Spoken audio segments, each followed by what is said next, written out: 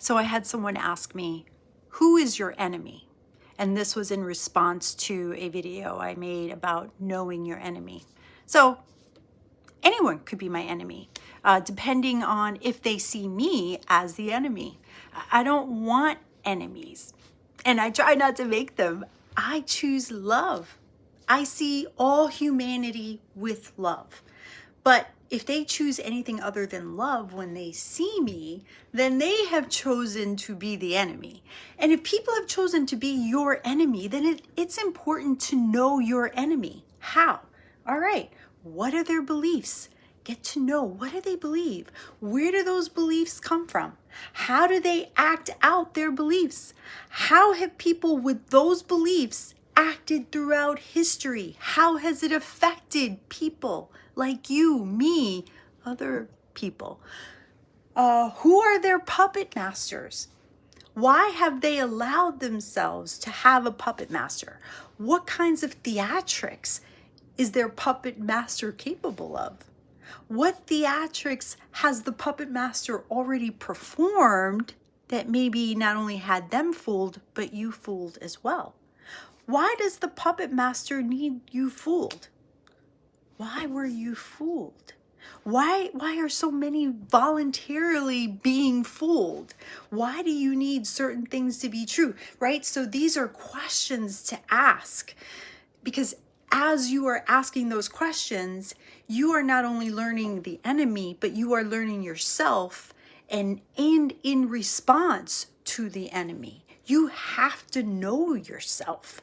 You have to know who you are when you are with the enemy, the person that is the person that is looking at you like you are the enemy. And as you go through and answer questions like that for yourself, then find your people and talk about those questions together. You have to know yourself through and through, and you need to know the enemy. That it goes hand in hand. And if you don't know yourself, your ideologies, your beliefs, your responses, your weaknesses, your pitfalls, then knowing your enemy is incomplete. You need to put yourself in their shoes and see yourself through their eyes. You will learn a lot. And here's a good example, and this is going to be a little long, but I think this is a good example. And regardless of how you see the Bible, here's a story anyone can use as an example. The story of David and Goliath. And there's a lot to this story, but I'm just going to focus on one thing. David knew his enemy. David knew the land. He knew the resources that the land had. And David knew himself. And he knew his own people. And he knew their weaknesses.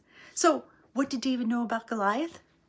Who was the enemy? Goliath was boisterous, proud. He taunted. He was chosen by his own army to represent their army. And what we don't know, and this is where we need to pause and think about things that are not normally talked about in sermons. What we don't know is if that's who Goliath really was, or if Goliath was brainwashed, or if that was the performance Goliath needed to give for his own people's approval or survival, or because, that was really their land that they were protecting and they were defending it. All we know is that he was under a direct order to taunt the people, David's people, for many days. And we know also that he was fully armored from head to toe. Goliath was fully armored, according to the story.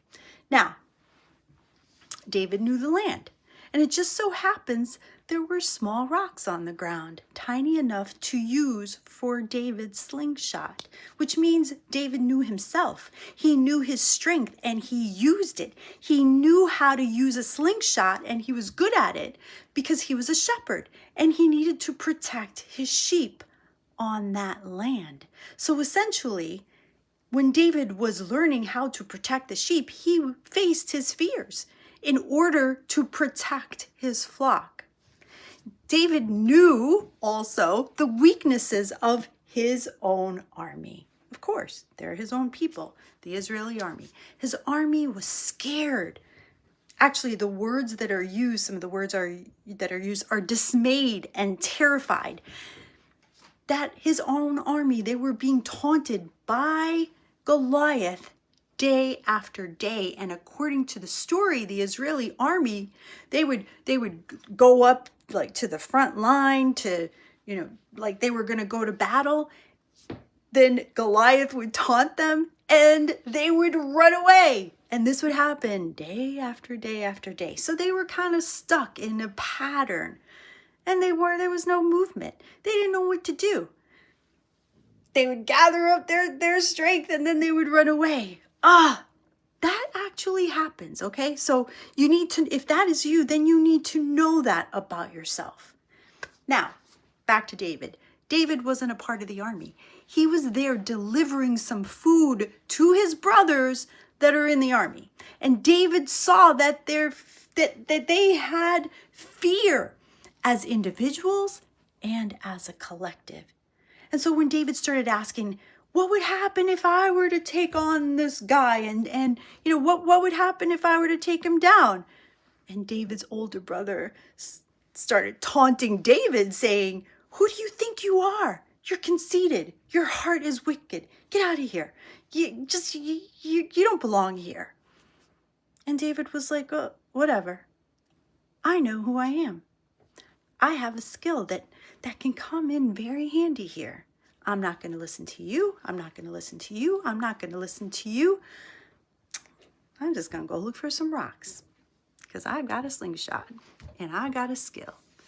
And he did. He found the perfect rock, which he slung into Goliath's forehead. And Goliath went down.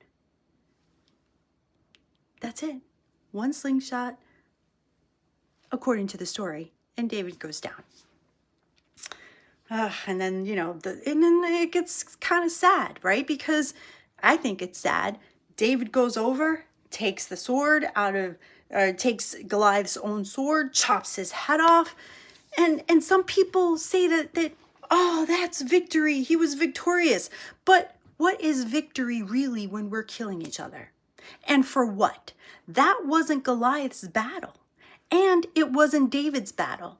They got caught up in other people's greed and pride.